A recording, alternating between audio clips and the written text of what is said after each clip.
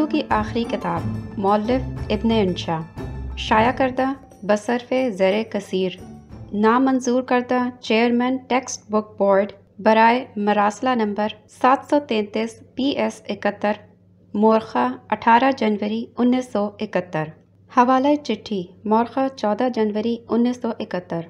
محترمی تسلیم، آپ کی جدید اردو ریڈر پر گہرا غور و خوض کیا گیا۔ ہماری نظر میں یہ طلباء کو باقی 566 درسی کتب سے بے نیاز کرنے کی ایک خطرناک کوشش ہے۔ خدشہ ہے کہ اسے پڑھ کر استاد طالب علم اور طالب علم استاد بن جائیں گے، لہٰذا ٹیکسٹ بک بورڈ اسے نامنظور کرنے میں مسرت کا اظہار کرتا ہے۔ نیازمند میر نسیم محمود، چیئرمین۔ یہ کتاب ہم نے لکھ تو لی، لیکن جب چھاپنے کا ارادہ ہوا تو لوگوں نے کہا کہ ایسا نہ ہو کہ یہ کورس میں لگ جائے، یعنی ٹیکسٹ بک بورڈ والے اسے منظور کر لیں اور عزیز طالب علموں کا خون ناحق تمہارے حساب میں لکھا جائے۔ جن سے اب بھی ملکہ نور جہاں کے حالات پوچھے جائیں تو ملکہ ترنم نور جہاں کے حالات بتاتے ہیں۔ ہم نے امتحاناً اس کا مسودہ ٹیکسٹ بک بورڈ کے چیئرمین میر نسیم محمود کو بھجوا دیا، اور جیسا کہ آپ نے ملاحظہ فرمایا ہوگا، انہوں نے گہرا غور و خوض کرنے کے بعد اسے نامنظور کر دیا۔ میر صاحب کوئی بات غلط کریں یا صحیح، اس سے پہلے گہرا غور و خوض ضرور کرتے ہیں۔ اس سے پہلے یہ ہو چکا ہے کہ ایک صاحب کسی کام سے ٹیکسٹ بک بورڈ گئے، وہاں اپنے پسندیدہ فلمی نغمات کی کاپی بھول آئے۔ بورڈ نے اسی کو منظور کر کے پرائمری کے نصاب میں داخل کر دیا۔ ہم محکمہ ہائے تعلیم کے بھی ممنون ہیں، جنہوں نے اسکولوں کو سرکولر بھیج کر ہدایت کی ہے کہ اس کتاب کو نہ خریدا جائے۔ چنانچہ ہمیں ہر روز اسکول لائبریریوں کی طرف سے بے شمار آرڈر موصول ہو رہے ہیں کہ یہ کتاب ہمیں نہ بھیجی جائے، اتنے کہ ہمارے لیے ان کی تعمیل کرنا دشوار ہو رہا ہے۔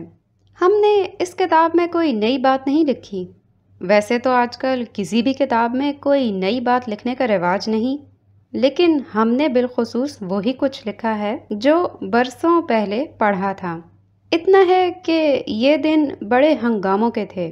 صدر ایوب گئے، جلسے جلوس آئے، جمہوریت، سوشلزم، فتوے اور الیکشن کے غلغلے بلند ہوئے۔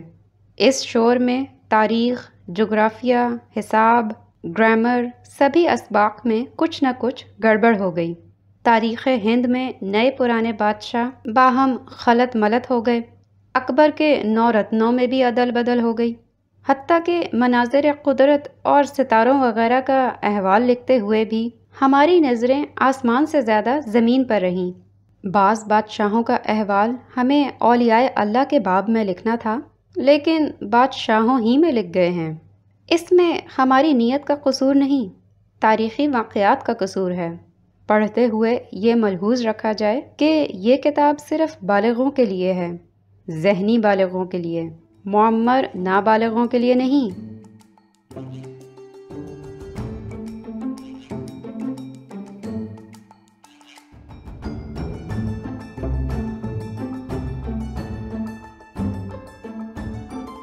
17 ستمبر 1974، طبع سوم۔ طبع سوم کے موقع پر ہم نے ایک آدھ مضمون نکال دیا ہے اور چند ایک مضامین جو طبع اول اور طبع دوم کے وقت روک لیے تھے داخل کر دیے ہیں۔ ترتیب میں بہت کچھ رد و بدل روا رکھی گئی ہے، تاریخی دلچسپی کے نقطۂ نظر سے۔ حالات حاضرہ پر لکھنے میں یہ قباحت ہے کہ حالات کبھی حاضر نہیں رہتے۔ صدر ایوب کا دور اور اس کی بہاریں ماضی قریب سے ماضی بعید کی طرف اڑی جا رہی ہیں۔ مشرقی پاکستان اور بنگالی بھائی اب قصہ پاستاں ہیں۔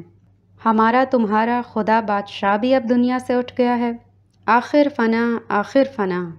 لیکن چونکہ ابھی ہماری قوم کے لیے عبرت پکڑنے کی ضرورت ختم نہیں ہوئی، اس کتاب کی ضرورت بھی باقی ہے۔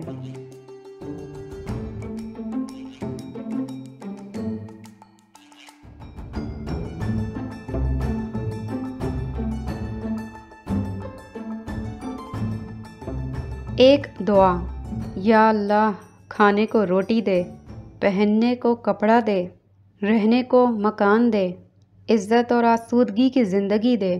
میاں یہ بھی کوئی مانگنے کی چیزیں ہیں؟ کچھ اور مانگا کر۔ بابا جی آپ کیا مانگتے ہیں؟ میں یہ چیزیں نہیں مانگتا۔ میں تو کہتا ہوں اللہ میاں مجھے ایمان دے، نیک عمل کی توفیق دے۔ بابا جی آپ ٹھیک دعا مانگتے ہیں۔ انسان وہی چیز تو مانگتا ہے جو اس کے پاس نہیں ہوتی۔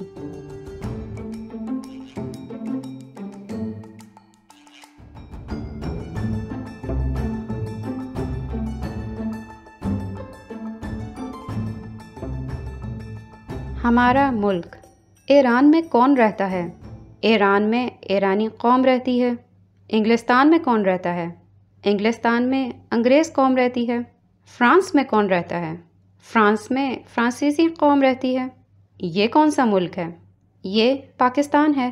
اس میں پاکستانی قوم رہتی ہوگی؟ نہیں، اس میں پاکستانی قوم نہیں رہتی۔ اس میں سندھی قوم رہتی ہے، اس میں پنجابی قوم رہتی ہے، اس میں بنگالی قوم رہتی ہے، اس میں یہ قوم رہتی ہے، اس میں وہ قوم رہتی ہے۔ لیکن پنجابی تو ہندوستان میں بھی رہتے ہیں، سندھی تو ہندوستان میں بھی رہتے ہیں، بنگالی تو ہندوستان میں بھی رہتے ہیں۔ پھر یہ الگ ملک کیوں بنایا تھا؟ غلطی ہوئی، معاف کر دیجئے، آئندہ نہیں بنائیں گے۔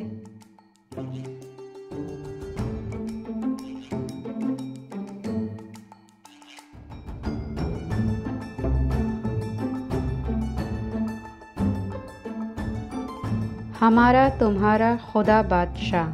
کسی ملک میں ایک تھا بادشاہ، بڑا دانشمند، مہربان اور انصاف پسند۔ اس کے زمانے میں ملک نے بہت ترقی کی اور رعایا اس کو بہت پسند کرتی تھی۔ اس بات کی شہادت اس زمانے کے محکمہ اطلاعات کے کتابچوں اور پریس نوٹوں سے ملتی ہے، بلکہ بادشاہ کی خود نویس سوانح عمری سے بھی۔ شاہ جمجا کے زمانے میں ہر طرف آزادی کا دور دورہ تھا۔ لوگ آزاد تھے اور اخبار آزاد تھے کہ جو چاہے کہیں، جو چاہے لکھیں، بشرطے کہ وہ بادشاہ کی تعریف میں ہو، خلاف نہ ہو۔ اس بادشاہ کا زمانہ ترقی اور فتوحات کے لیے مشہور ہے۔ ہر طرف خوشحالی ہی خوشحالی نظر آتی تھی، کہیں تل دھرنے کو جگہ باقی نہ تھی۔ جو لوگ لکھ پتی تھے دیکھتے دیکھتے کروڑ پتی ہو گئے۔ حسن انتظام ایسا تھا کہ امیر لوگ سونا اچھالتے اچھالتے ملک کے اس سرے سے اس سرے تک، بلکہ بعض اوقات بیرون ملک بھی چلے جاتے۔ کسی کی مجال نہ تھی کہ پوچھے اتنا سونا کہاں سے آیا اور کہاں لیے جا رہے ہو۔ روحانیت سے شغف تھا۔ کئی درویش اسے ہوائی اڈے پر لینے چھوڑنے جاتے یا اس کی کامرانی کے لیے چلے کاٹتے تھے۔ طبیعت میں عفو درگزر کا مادہ از حد تھا۔ اگر کوئی آ کر شکایت کرتا تھا کہ فلاں شخص نے میری فلاں جائیداد ہتھیا لی ہے یا فلاں کارخانے پر قبضہ کر لیا ہے، تو مجرم خواہ بادشاہ کا کتنا ہی قریبی عزیز کیوں نہ ہو، وہ کمال سیر چشمی سے اسے معاف کر دیتے تھے، بلکہ شکایت کرنے والوں پر خفا ہوتے تھے کہ عیب جوئی بری بات ہے۔ جب بادشاہ کا دل حکومت سے بھر گیا تو وہ اپنی چیک بکیں لے کر تارک دنیا ہو گیا اور پہاڑوں کی طرف نکل گیا۔ کچھ لوگ کہتے ہیں اب بھی زندہ ہے، واللہ عالم بالصواب۔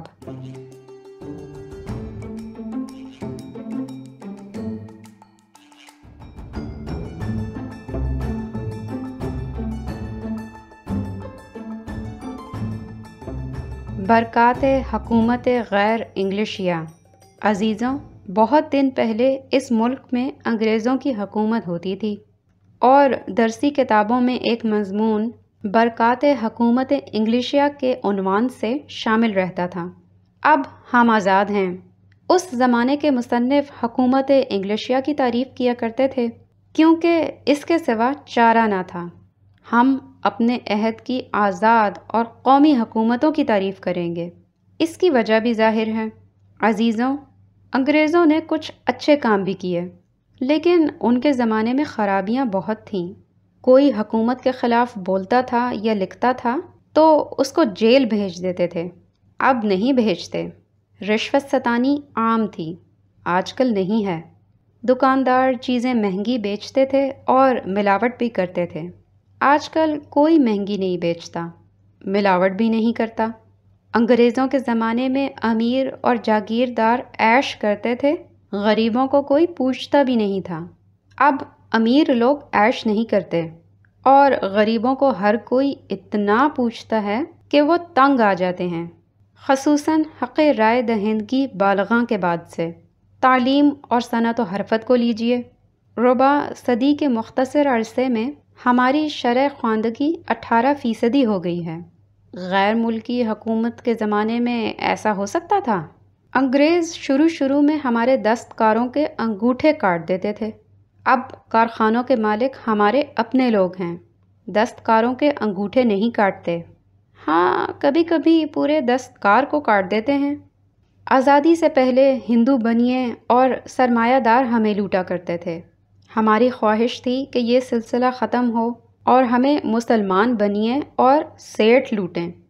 الحمدللہ کہ یہ آرزو پوری ہوئی۔ جب سے حکومت ہمارے ہاتھ میں آئی ہے، ہم نے ہر شعبے میں بہت ترقی کی ہے، درآمد برآمد بھی بہت بڑھ گئی ہے۔ ہماری خاص برآمدات 2 ہیں، وفود اور زر مبادلہ۔ درآمدات ہم گھٹاتے جا رہے ہیں۔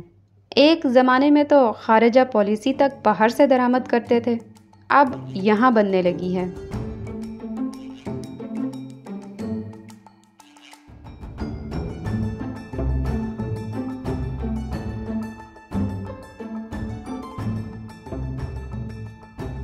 ایک سبق جغرافیے کا۔ جغرافیے میں یہ سب سے پہلے بتایا جاتا ہے کہ دنیا گول ہے۔ ایک زمانے میں بے شک یہ چپٹی ہوتی تھی، پھر گول قرار پائی۔ گول ہونے کا فائدہ یہ ہے کہ لوگ مشرق کی طرف سے جاتے ہیں، مغرب کی طرف جا نکلتے ہیں، کوئی ان کو پکڑ نہیں سکتا۔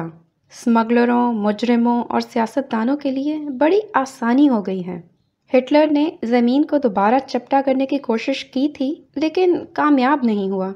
پرانے زمانے میں زمین گل محمد کی طرح ساکن ہوتی تھی، سورج اور آسمان وغیرہ اس کے گرد گھوما کرتے تھے۔ شاعر کہتا ہے، رات دن گردش میں ہے 7 آسماں۔ پھر گلیلیو نامی ایک شخص آیا اور اس نے زمین کو سورج کے گرد گھمانا شروع کر دیا۔ پادری بہت ناراض ہوئے کہ یہ ہم کو کس چکر میں ڈال دیا ہے۔ گلیلیو کو تو انہوں نے قرار واقعی سزا دے کر آئندہ اس قسم کی حرکات سے روک دیا، زمین کو البتہ نہیں روک سکے، برابر حرکت کیے جا رہی ہے۔ شروع میں دنیا میں تھوڑے ہی ملک تھے، لوگ خاصی امن چین کی زندگی بسر کرتے تھے۔ 15ویں صدی میں کولمبس نے امریکہ دریافت کیا۔ اس کے بارے میں 2 نظریے ہیں۔ کچھ لوگ کہتے ہیں کہ اس کا قصور نہیں، یہ ہندوستان کو یعنی ہمیں دریافت کرنا چاہتا تھا، غلطی سے امریکہ کو دریافت کر بیٹھا۔ اس نظریے کو اس بات سے تقویت ملتی ہے کہ ہم ابھی تک دریافت نہیں ہو پائے۔ دوسرا فریق کہتا ہے کہ نہیں، کولمبس نے جان بوجھ کر یہ حرکت کی، یعنی امریکہ کو دریافت کیا۔ بہرحال اگر یہ غلطی بھی تھی تو بہت سنگین غلطی تھی۔ کولمبس تو مر گیا، اس کا خمیازہ ہم لوگ بھگت رہے ہیں۔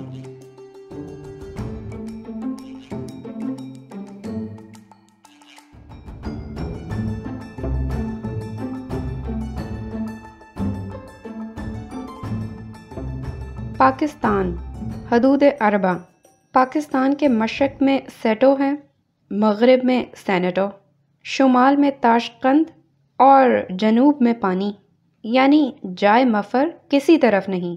پاکستان کے 2 حصے ہیں، مشرقی پاکستان اور مغربی پاکستان۔ یہ ایک دوسرے سے بڑے فاصلے پر ہیں۔ کتنے بڑے فاصلے پر؟ اس کا اندازہ اب ہو رہا ہے۔ دونوں کا اپنا اپنا حدود اربع بھی ہے۔ مغربی پاکستان کے شمال میں پنجاب، جنوب میں سندھ، مشرق میں ہندوستان اور مغرب میں سرحد اور بلوچستان ہیں۔ یہاں پاکستان خود کہاں واقع ہے اور واقع ہے بھی کہ نہیں، اس پر آج کل ریسرچ ہو رہی ہے۔ مشرقی پاکستان کے چاروں طرف آج کل مشرقی پاکستان ہی ہے۔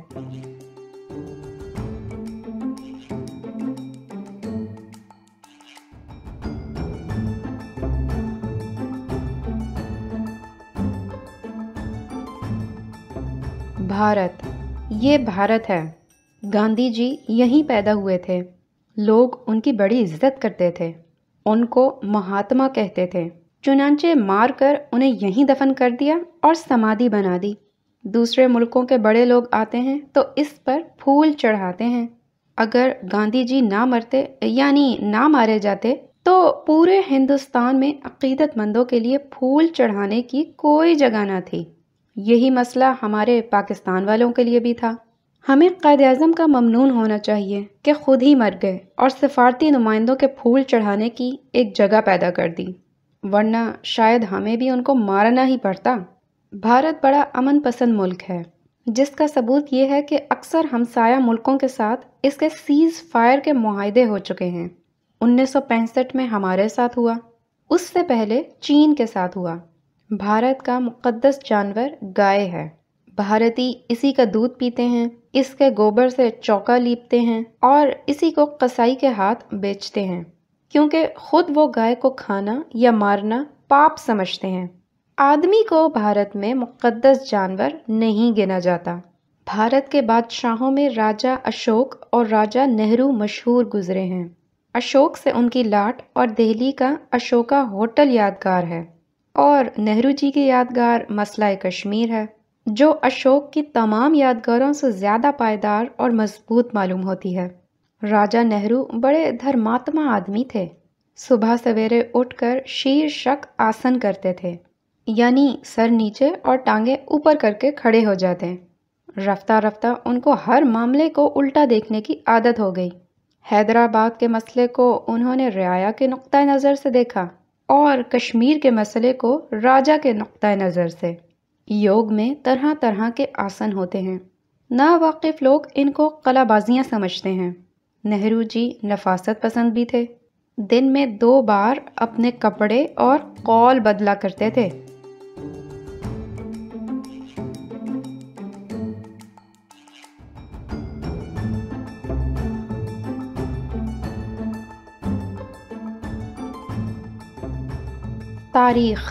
تاریخ کے چند دور: راہوں میں پتھر، جلسوں میں پتھر، سینوں میں پتھر، عقلوں پہ پتھر، آستانوں پہ پتھر، دیوانوں پہ پتھر، پتھر ہی پتھر۔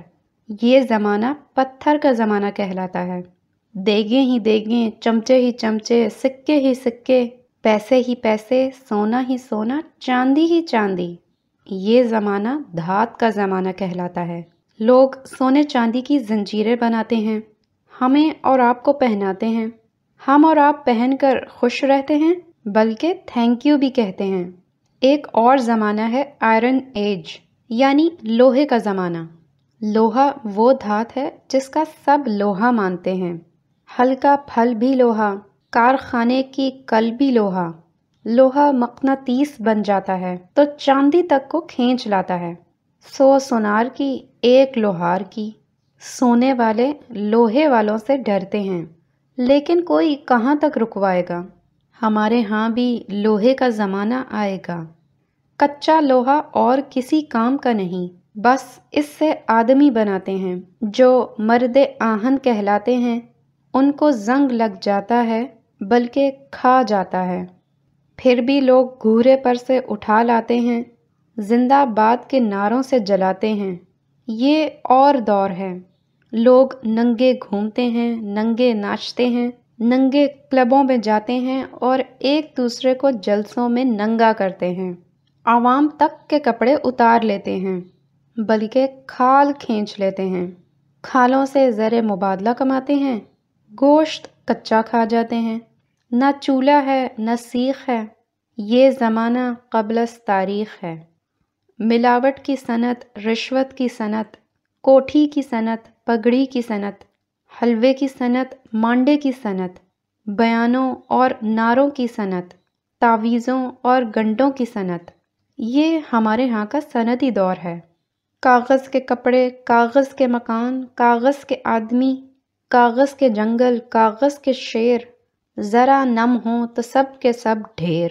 کاغذ کے نوٹ، کاغذ کے ووٹ، کاغذ کا ایمان، کاغذ کے مسلمان، کاغذ کے اخبار اور کاغذ ہی کے کالم نگار، یہ سارا کاغذ کا دور ہے۔ اب اس آخری دور کو دیکھیے۔ پیٹ روٹی سے خالی، جیب پیسے سے خالی، باتیں بصیرت سے خالی، وعدے حقیقت سے خالی، دل درد سے خالی، دماغ عقل سے خالی، شہر فرزانوں سے خالی، جنگل دیوانوں سے خالی۔ یہ فلاحی دور ہے۔ لوگ توہم کے غبارے پھولاتے ہیں، معجون فلک سیر کھاتے ہیں، رویت حلال کمیٹیاں بناتے ہیں، آسمان کے تارے توڑ لاتے ہیں، ڈٹ کے دمبے نوش فرماتے ہیں، بیت الخلاء میں مدار پر پہنچ جاتے ہیں۔ ہمارے ہاں کا خلائی دور یہی ہے۔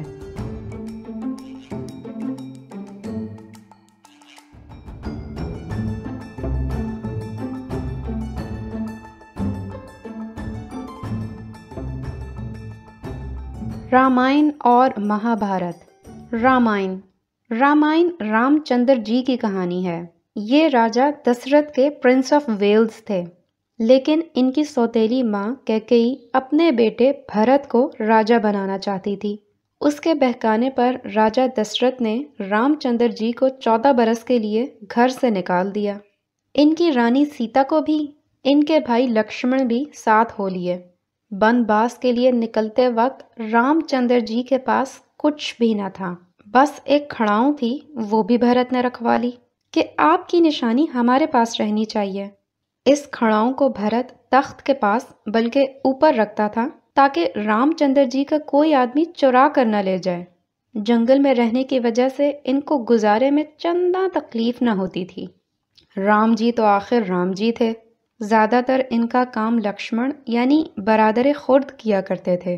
یہ لوگ گن گن کر دن گزار رہے تھے کہ کب 12 برس پورے ہوں اور کب یہ واپس جا کر راج پاٹ سنبھالیں اور رعایا کی بے لوث خدمت کریں۔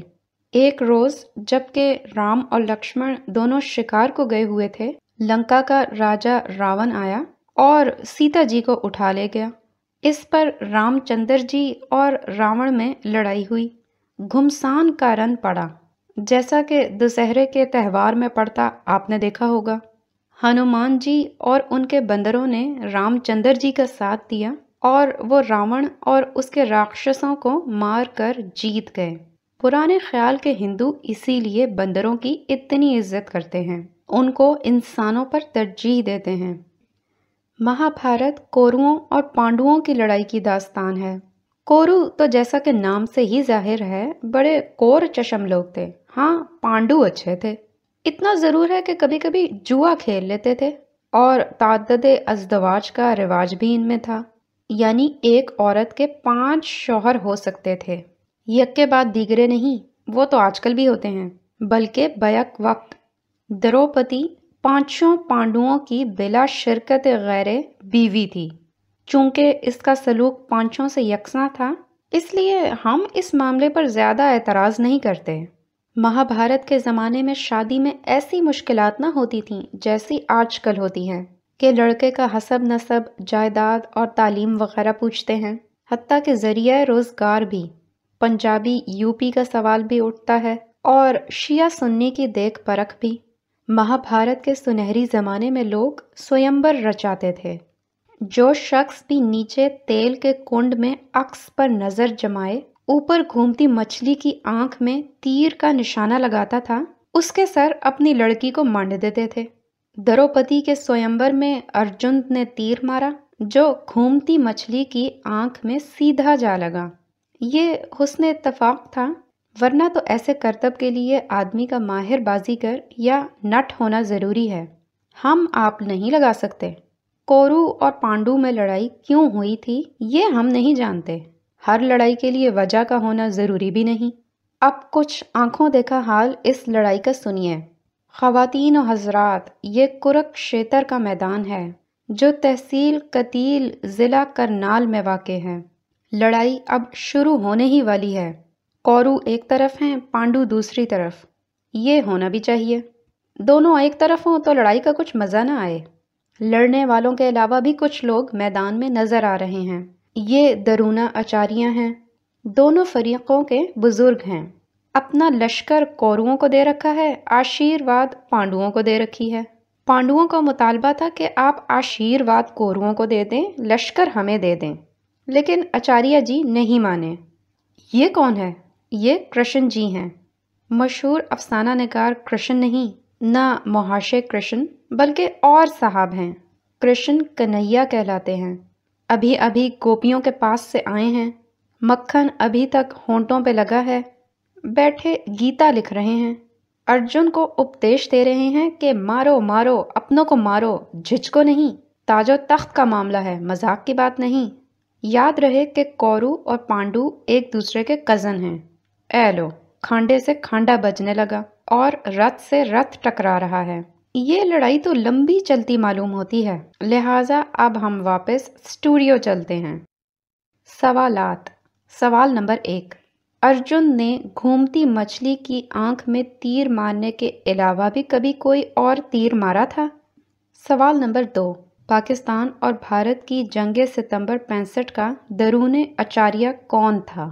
سوال نمبر 3، کورو اور پانڈو ایک ہی تھیلی کے چٹے بٹے تھے۔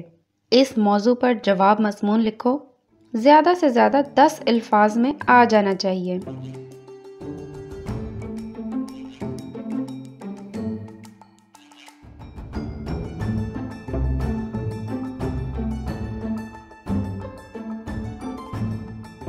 سکندر اعظم، یہ بادشاہ جو پنجاب کے ایک سابق وزیر اعظم اور پاکستان کے ایک سابق صدر کا ہم نام تھا، مقدونیہ کے بادشاہ فیلکوس کا بیٹا تھا۔